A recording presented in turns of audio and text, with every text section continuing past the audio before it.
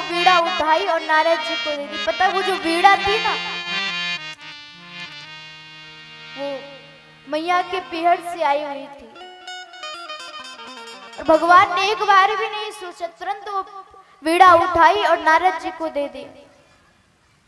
माँ ने कहा कि अरे स्वामी, आपको पता भी है वही एक वीणा है जो मेरे पीहर से आई हुई थी, और आपने वो बिना संकोच की भी अपने भक्त को दे दिया।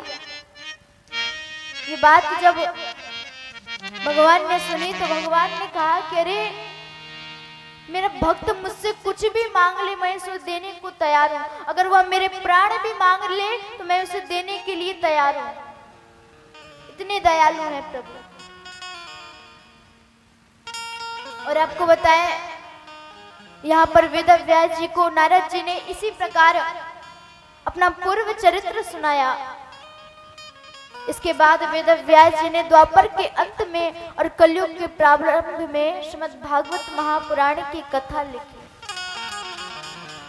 और इसके बाद उन्होंने ये श्रीमद् भागवत महापुराण की कथा अपने शिष्यों को पढ़ाया। जब वो अपने शिष्यों को भागवत की कथा पढ़ाते तो उन्हें अपने पुत्र की बड़ी याद आती।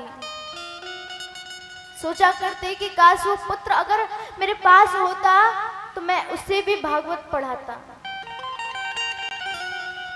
वेदव्यास जी को आज श्री सुखदेव जी महाराज की बड़ी याद आती है, जो पुत्र जन्म लेते ही, एक बार भी वेदव्यास जी ने श्री सुखदेव जी महाराज को देखा नहीं। जन्म लेते ही श्री सुखदेव जी महाराज वन की ओर निकल गए।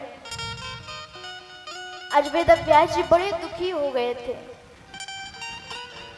और आज वेदव्यास जी ने शिष्यों को कहा कि एक काम करो, भक्तों की एक कमजोरी होती है क्या, कि जहां पर प्रभु का नाम सुनते महाराज खींचे खींचे चले आते हैं।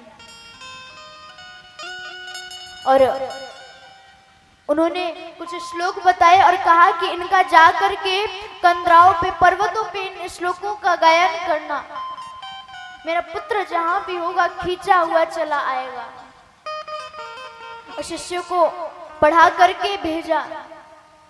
शिष्य जा करके कंदराओं और पर्वतों पर उस श्लोक का गान करने लगे। किस प्रकार, ओहो वकीयम स्तनकालकूटम जिघांसयापाय यदप्यसाध्वी लेभे गतिं धातृजितां ततोऽन्यं कं वा दयालुं शरणं व्रजेम। और इसी प्रकार शिष्य जो है जाकर के इन श्लोकों का गायन करना प्रारंभ कर देते हैं। और जब श्री सुखदेव जी महाराज ने इस श्लोक को सुना तो महाराज सोचने लगे कि हमारे प्रभु कितने दयालु हैं।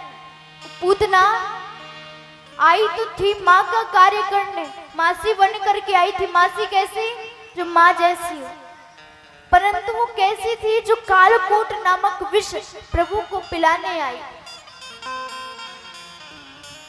लेकिन धन्य है प्रभु, प्रभु ने उससे माँ की गति प्राप्त कराई।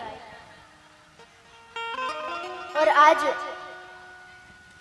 यहाँ पर श्री सुखदेव जी महाराज तुरंत शिष्यों के पास जाते हैं और जाकर के